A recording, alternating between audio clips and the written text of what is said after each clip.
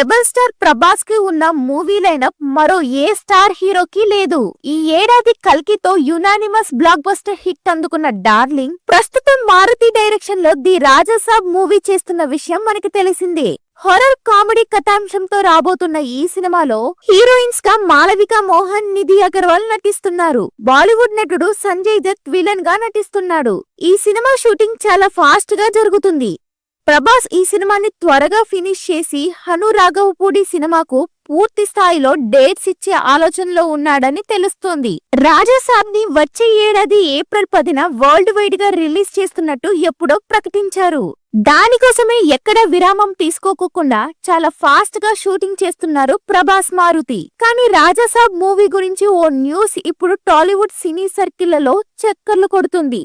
ఇప్పటికే సగానికి పైగా షూట్ ఫినిష్ చేసుకున్న వర్క్ ఇంకా చాలా పెండింగ్ ఉందట. లేటెస్ట్ ఇన్ఫర్మేషన్ చూస్తే ఈ సినిమా వాయిదా పడే అవకాశాలు ఉన్నాయట. ఏప్రిల్లో రాజాసాబ్ రావడం కష్టమే అని అంటున్నారు. షూటింగ్ కంప్లీట్ అయినప్పటికీ cinema major portion VFX work ఉందని, అది రిలీజ్ నాటికి ఫినిష్ అవ్వదని సమాచారం. కాబట్టి రాజాసాబ్ రిలీజ్ విషయంలో మేకర్స్ నుంచి మరోసారి క్లారిటీ అయితే వస్తుంది. మరి రాజాసాబ్ ఏం చేస్తాడో చూడాలి.